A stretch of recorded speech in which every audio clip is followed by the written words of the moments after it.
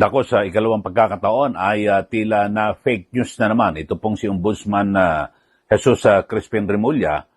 At ito yung pangalawa, ito ay ang sinasabi niya na inununsyo niya, no, na kung saan ay meron na raw pong inilabas na warrant of arrest.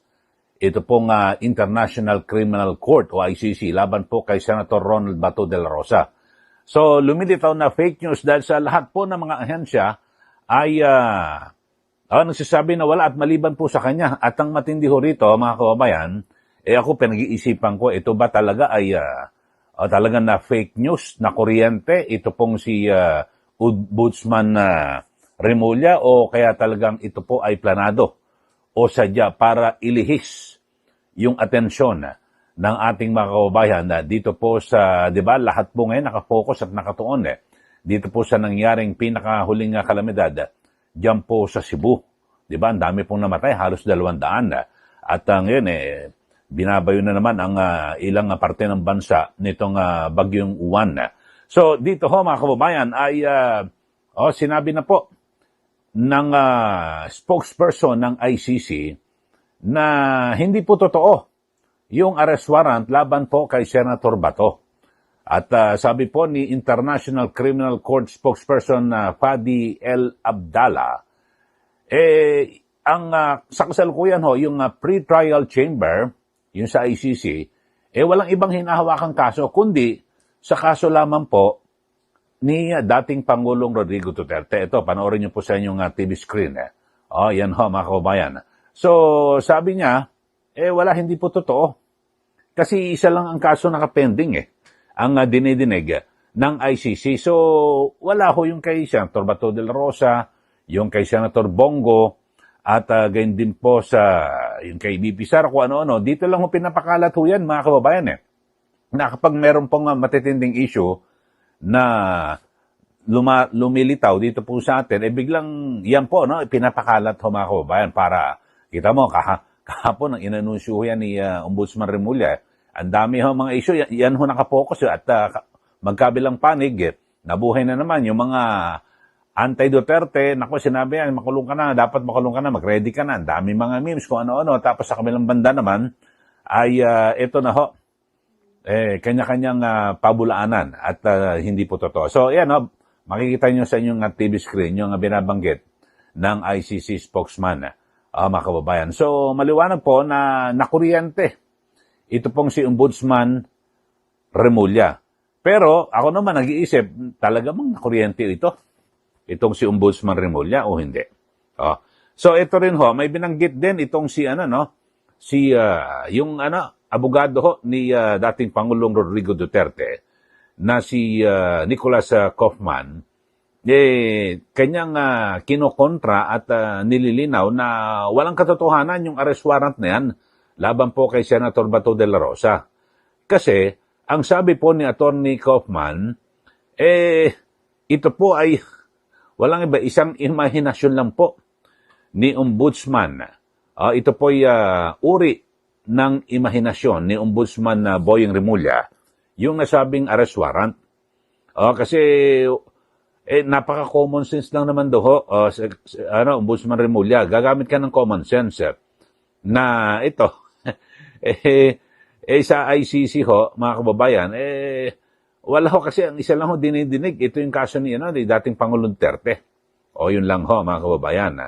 At ang pinakamatindi ho rito, sabi po ni Attorney Kaufman, malabong maglabas ng warrant at magdinig ng iba pang kaso dahil sa ngayon ay nire-resolba pa ho yung petisyon o apela diyan po sa ICC na kung saan ay ang issue rito yung jurisdiction kung meron pa ho bang jurisdiction ang ICC sa Pilipinas dahil umalis na ho tayo di ba?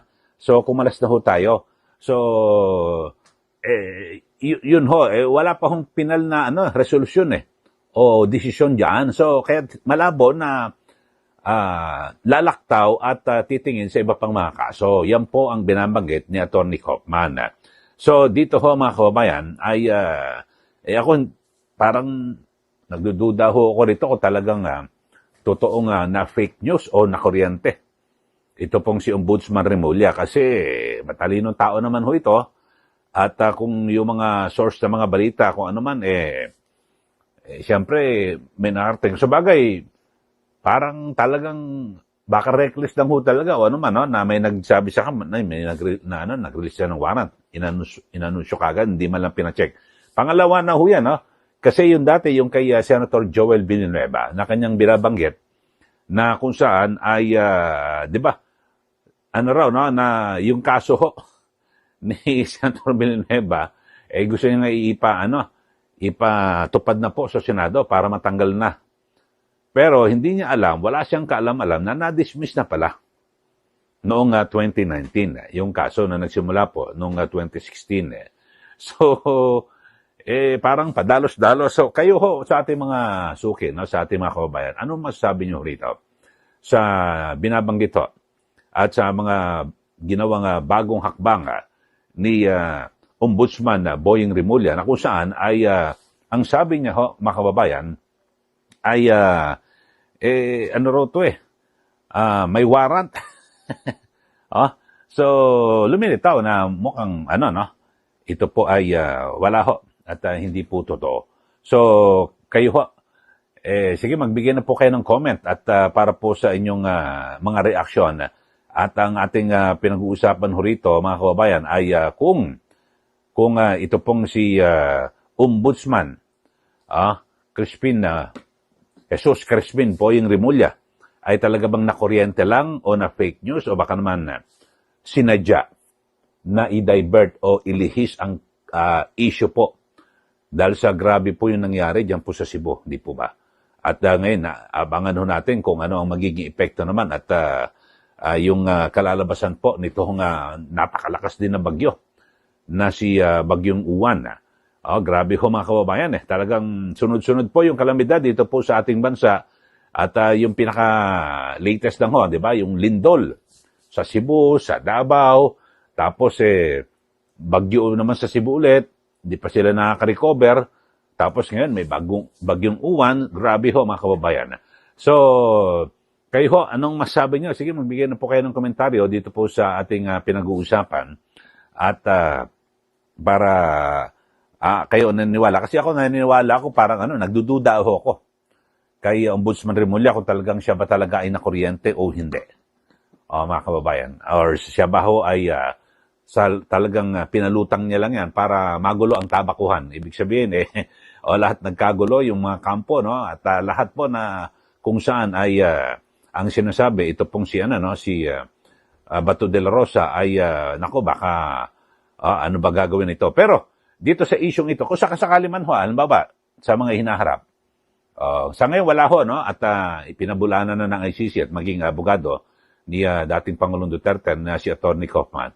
Kung sakasakali ho, mga kababayan, na dumating ang panahon na maglabas po ng warrant, mismong itong si Executive Secretary Lucas Bersamin ang nagsabi na hindi po matik. Hindi yan automatic na kapag lumabas ang warrant ay ibibigay ka agad sa ICC. Arrest yun si Bato at ibibigay ka agad sa ICC kasi meron pong inilabas na bagong panuntunan, inaprubahan po yan ng Korte Suprema na kung saan ay hindi pa pwede. At kasi ito yung tungkol po ito sa yung extradition proceedings, yung mga bagong panuntunan. At na kung saan kinakailangan ay dinggin muna sa isang korte dito po sa ating bansa. At ang matindi ho rito, parang wala namang batas na kinakailangan. Kasi yung ICC, mga kababayan, hindi naman estado yan. Kasi tribunal, parang korte. So yun, pag dedebatihan niya, kasi wala namang batas din na kinakailangan i-surrender ang isang Pilipino. Laban po sa isang dayuhan na ganyan, katulad doon ng tribunal na yan. So, pero, ako naman mga kababayan, kung pagbabasihan natin, ito yung naging desisyon ng Supreme Court, mahaba pa, mahabang proseso, malabo. Hindi ka agad basta-basta. At maganda na rin ho ito, na inilabas po ng Supreme Court, itong bagong panuntunan, kasi nag-ugat ho ito sa nangyaring mabilis na pagpapatapon kay dating Pangulong Duterte diyan po sa The Hague, Netherlands. at agad na isinuko sa ICC. O, yun ho, mga kababayan. Okay, so yan lang ho.